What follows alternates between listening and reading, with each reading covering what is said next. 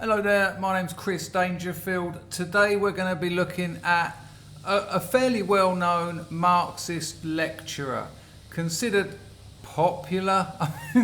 I mean, the idea blows my mind. Still, really, after all the evidence, after the history within which we inhabit, you're going to be spouting those ideas. And trust me, people, this man is dangerous.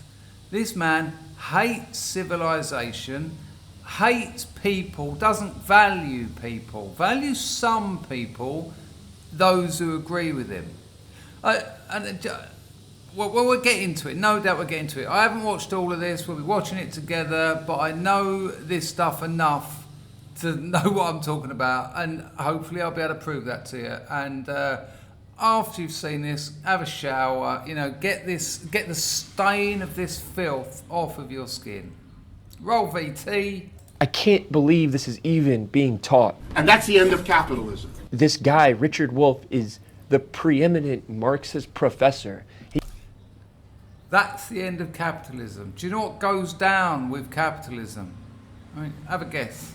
He claims that Jordan Peterson dodged a debate with him. About a year ago, sent me a bizarre invitation. It was to invite me to debate Jordan Peterson. And I said, of course I'll debate him. I said, okay, this is going to be kind of easy. This is sort of childish stuff. I got called back by them, and they told me. I mean, who gives a toss that he got, apparently Jordan Peterson then said no. I mean, is your point really that his schedule couldn't account for you? Who cares? But to say it's the irony of saying that I'm assuming he's talking about Jordan Peterson's critique of communism, but to say this will be easy because what Jordan Peterson says is childish. Communism, Marxism, is intellectually immature, especially the economic stuff. Marx's, essentially it's the labour theory of value. That underpins almost everything. Exploitation, alienation, use value versus exchange value, all of that grows out of the labour theory of value. And it fails to take into account, ironically, history. It fails to take into account experience. It fails to take into account the fact that humans, and this is key, aren't all the same. They're not the same physically, they're not the same intellectually, they don't all have the same health. They don't all have the same wants and desires. But it can't cope with those things. Well, as you'll see. Told me he withdrew, that the debate was off. He claims that Jordan Peterson oversimplifies Marxism because, yes, it was a feature of Stalin and Lenin, but that's not an argument against Marxism. Therefore, it's a mystery to him, he says this, why anybody who isn't perverted would be interested in Marxism, since it equals Stalin, which equals murder, or something like that. So I have that sort of throwaway, as if there could be any correlation between Stalin, Lenin, and murder. No, I've got posters of these people on my wall. I wear their T-shirts.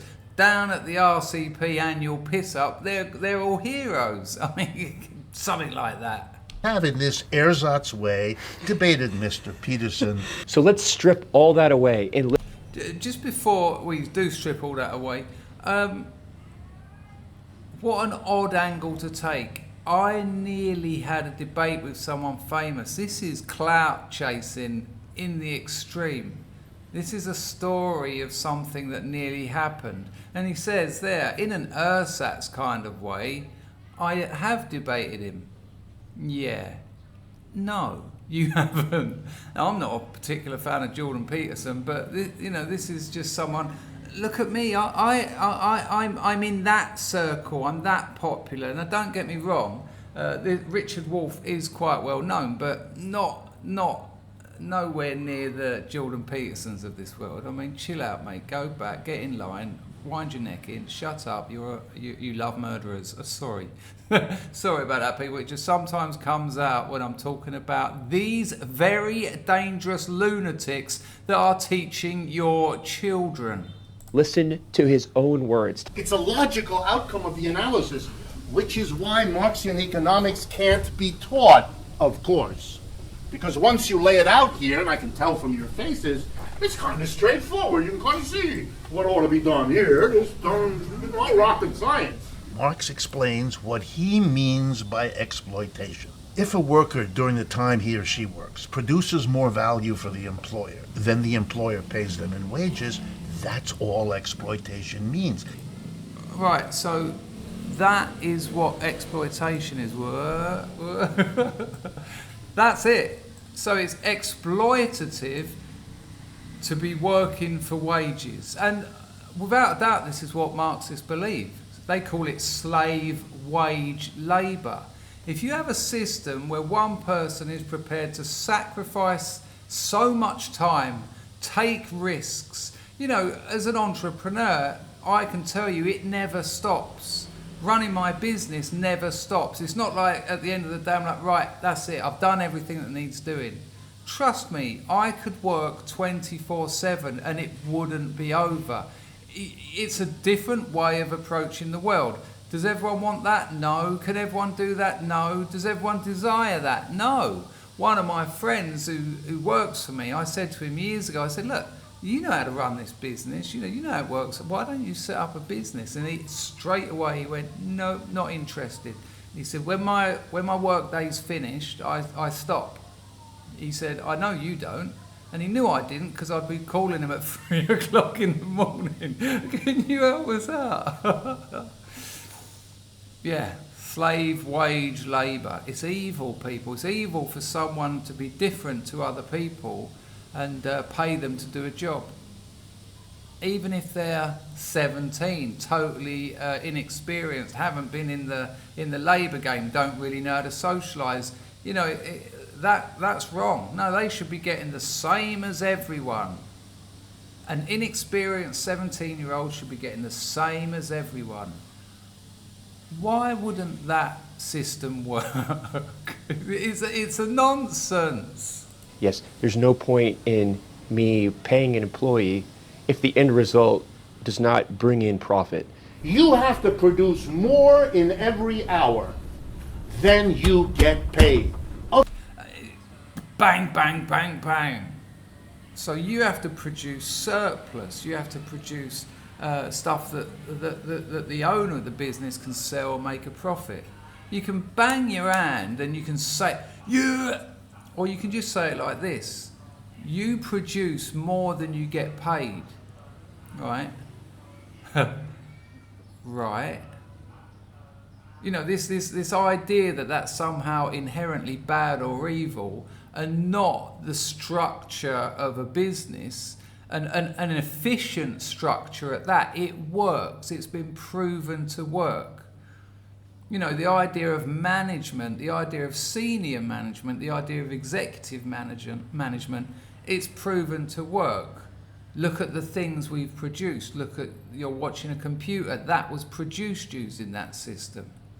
Do you think it would be produced using that system if everyone was paid the same?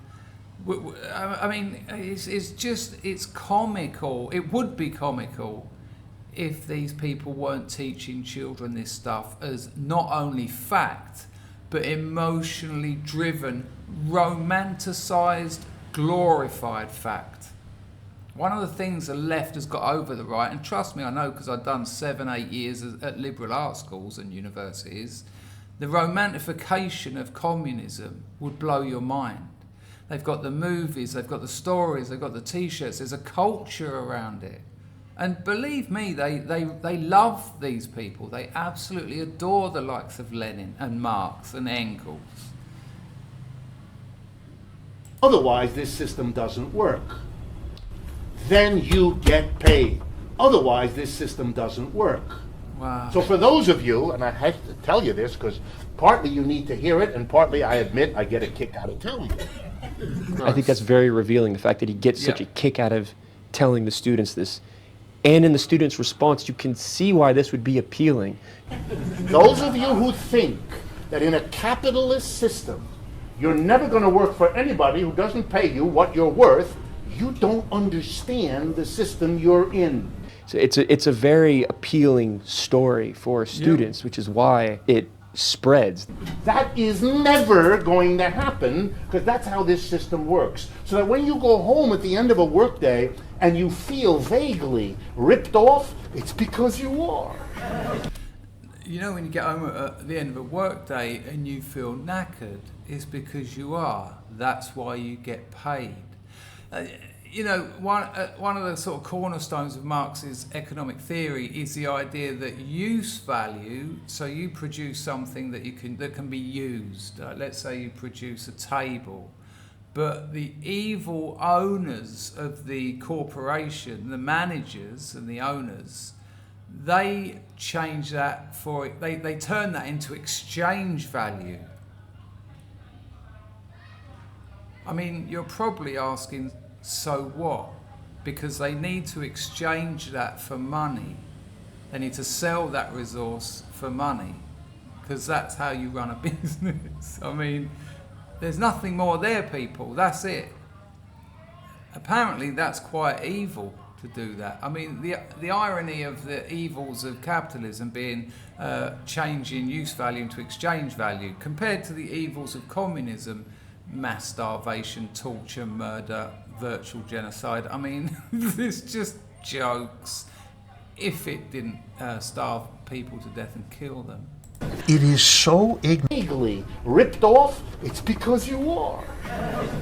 And like that fella said, this is really appealing to students because they're largely narcissistic. It's part of this sort of generation, and it appeals to their laziness and sense of entitlement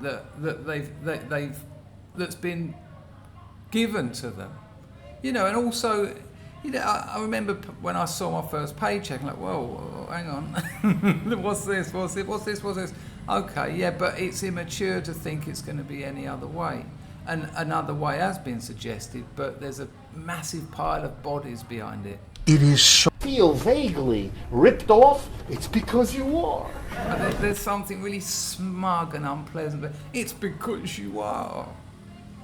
You know, say that to people who lived through any of what I'm sure you'd call not real communist societies, you cheeky, horrible bastard. It is so ignorant that it takes your breath away. What is the dollar amount that you are worth? The only way to come to that realization is through the journey itself, which is gaining experience. The journey that's going to allow you to come to the realization of what you're capable of doing, because you don't even know what that is yet. You haven't even reached your full capacity. And the psychologist or others who helps you get over that feeling isn't doing you any favor. You could tell by the audience's reaction that they love this message, because work is sacrifice. It's a sacrifice doing something you don't want to do for the sake of the long term. You need that feeling to fuel, well, it's very important, to fuel a recognition that that's what capitalist production is. Capitalism allows us to create the world by the way we live it, by the choices that we make. If you believe the proposition that capitalism is forever rigged and you'll never be able to succeed, well, then that proposition will become true. So be careful teaching this. And listen, people, don't forget, as a Marxist, which Richard Wolff undoubtedly and admittedly is, I mean, wow, imagine saying that at his age. He wants class war. Class war. That's not a euphemism. That's not a vague term. It means blood. It means war. You know what war means. You know, I've seen Richard Wolff before talking about the atrocities of the Soviet Union and Mao's China, and the fading facts is ridiculous. He's like, yeah, okay, so we have to admit there were these kind of... Just... You know, they just dodge all this, or they start drawing comparisons with what they call capitalism. Suddenly capitalism isn't just economic, suddenly it's all these external things. I had a friend at college, well, there was a group of us at college, and, you know, a lot of communism is promoted at art school. unsurprisingly, the Long March Through the Institutions, etc., they're all far left. The majority of the tutors are on the left, and this whole class war thing was sort of explained to us. And one of my mates said to my other mate, he said, "All right, hang on a minute." He said, "What if I don't agree? When you have your revolution and you get rid of evil capitalism to sort of start your communist utopia, what if I don't agree to go along with it?" And our other mate, who we hung around with every day and had done for a couple of years, he said, "I'd kill you." Now, it's just a little story I've got, but the reason it resonates still with me is it's not unusual. That kind of response isn't unusual. When I was knocking about with the RCP at Leeds University selling living Marxism, Brendan O'Neill's old rag that got shut down when ITN sued it, if I remember rightly, you know, the idea is that any sacrifice is worth making. These people would sacrifice their parents because the communist utopia is the freedom of humanity forever. And that's how it's taught. You know, these people see themselves as these sort of intellectual heavyweights who understand the world more than you, the lumpen proletariat. And if they've got to kill a couple of million people, obviously it's worth it, because humanity forever onwards is going to live in a communist utopia. That's how they, I mean, again, what do you think they mean by class war? It's not class discussion, it's not class persuasion, it's grand scale murder of people who've got different ideas than you, which thankfully at the moment the huge majority do have.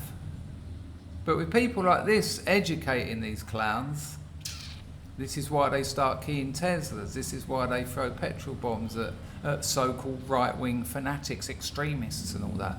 Because, you know, any sacrifice is worth it, because we're dealing with the future of humanity here. Don't you know how important I am as a flag bearer of the commie cause? Ridiculous. You hire Succeed, well then that proposition will become true. So be careful teaching this. You hire workers. Part of the time that they... I'm sorry to keep interrupting. I'm not that sorry. But this stuff gets in you. They guilt you out. You get this idea that it's a zero-sum game, and if you're doing well, if you've got money, if you can eat out at nice restaurants, someone in the world is suffering because of you. And you can't enjoy your life. Without a doubt, taking on communist ideology made me unhappy, because you see the world as a dark, bleak, evil, oppressed, controlled reality. And you get the idea that only communism can save it. And because, thank fuck, that isn't happening, but at the time you're like, oh, you know, unless there's a communist revolution, how can I ever be happy? Thankfully, you mature intellectually and emotionally, and you let that stuff go back to where it belongs, in the dump and Richard Wolff's ridiculous mouth. work, they produce an... You hire workers. Part of the time that they work, they produce an output that is given back to them at the end of the week. That's their wage. Right. You all Right. do know, right? You produce for the employer for 8 hours. Then you go home and you leave in the workplace what you produce. Right. Because if you take that home with you, what you produce, people in dark blue uniforms come to your house and they hurt you. No one Yeah, because you've stolen stuff that doesn't belong to you. Do I need to actually say that? Fool. What you produce, people in dark blue uniforms come to your house and they hurt you. No one can take away knowledge from you. No one can take away experience that occurs on that journey. No one can take away your story. And he's acting as if that's just of no consequence or value at all. 15 people draw into their hands the surplus of all the employees that are busy using their brains and muscles to make cars and trucks and all the other things. Yeah, but they're not busy using their brains and muscles when they've gone home, are they? That's when the management are. They're the people that are working 24/7, because that's their job, which is different to the other people. I mean, is that not basic enough for you, you clown? Employees that are busy using their brains You can go like this. You can make it look like it's obvious. But it isn't. You're adult. and muscles to make cars and trucks and all the other things General Motors makes. The board of directors, 12, 15 people, decide what to do with the surplus. Someone has to decide the strategic moves. And Richard Wolff, what are you proposing? All the workers in the factory are responsible now for the leadership, so we're going to hold a vote. How efficient do you think that is? Part of it goes to the government in taxes. But that's not much of a discussion. But they do spend a lot of time trying to get that reduced, don't they? And now you know why. Of course they do. Everyone does. No one wants to pay more in taxes than they have to. It's not so that they can have more money to buy off politicians. They took the surplus. We're rich and powerful. We better give a cut of the surplus to the political system. Now, this is what it's all about, is this argument in Marxism that it's all a game of power. At the end of the day, this is all just about ripping off the workers so that they can buy political influence. Why? You need this explained to you? To make sure that the inconvenience of a democratic voting system, where everybody has one vote, not about how much money they have, but by the fact that they're a living person, that's a very dangerous arrangement. No, it's Trying to sell communism on the back of problems with the democratic voting system it's like trying to sell cancer on the back that the hospital is warmer than your house. It's not that it's a dangerous arrangement, it's that it's not efficient. There's nothing stopping a company from doing it this way, and they would if it was efficient.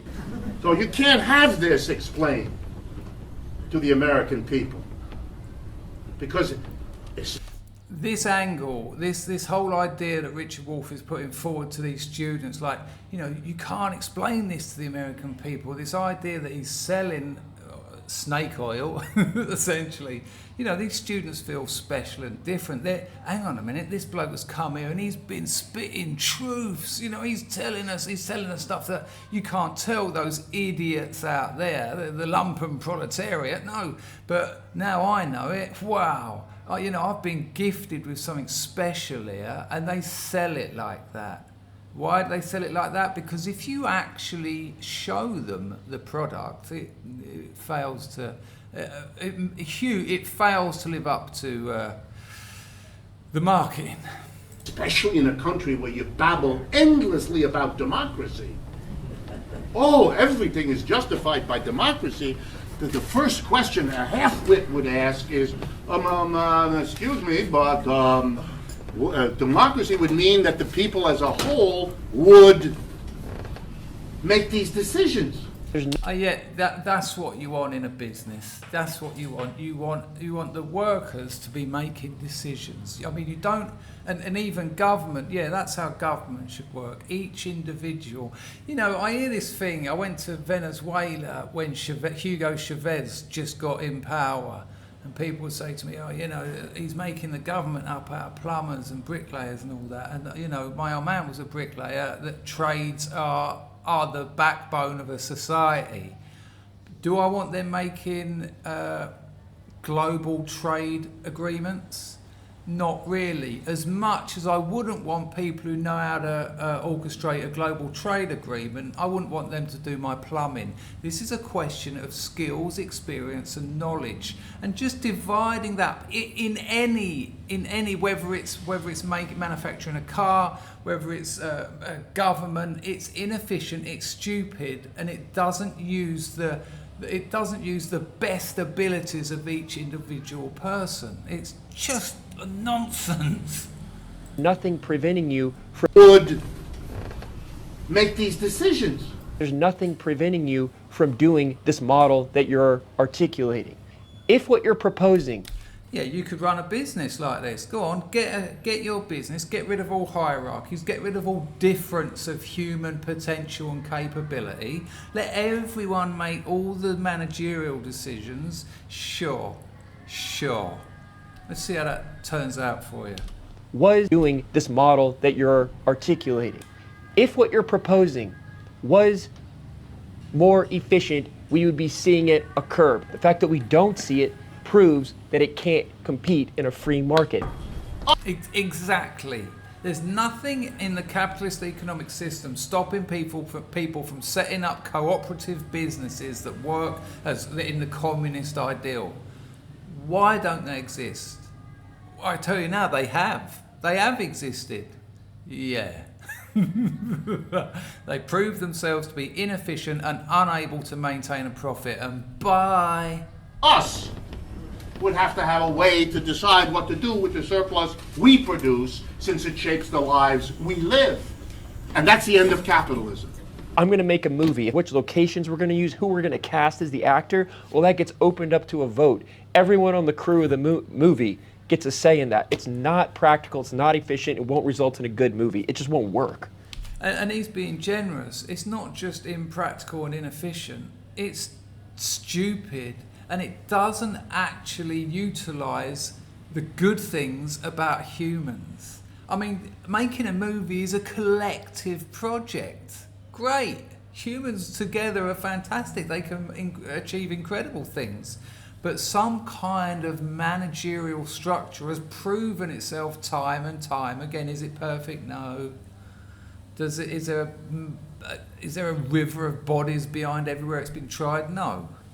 It's the paradox of a forced democracy. We're going to force this upon you to allow everyone a say. One of the other things you have to do. You will be free. You will be free. You have to be, or I'm going to shoot you.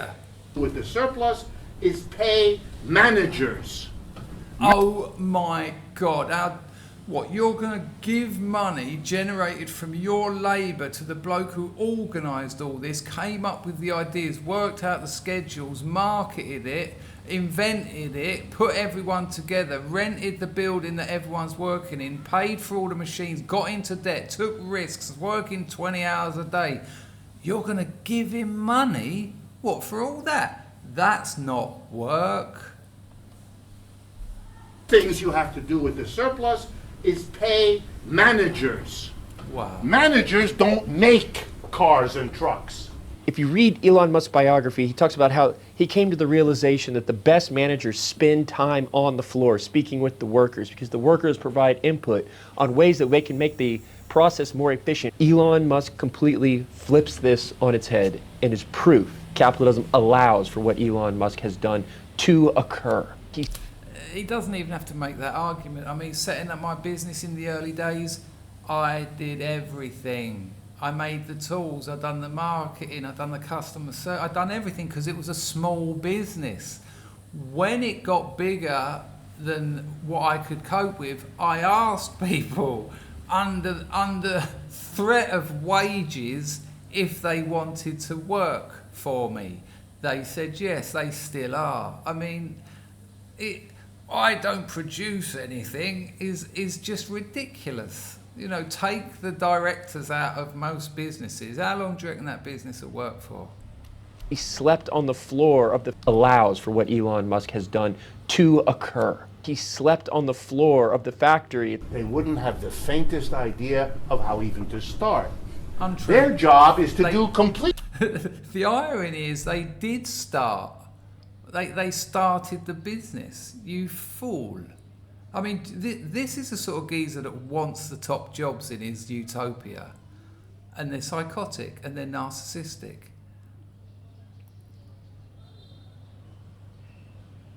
I mean, it's no surprise that every communist experiment has ended in horror, absolute horror, because people like Richard Wolff are at the top pulling the strings.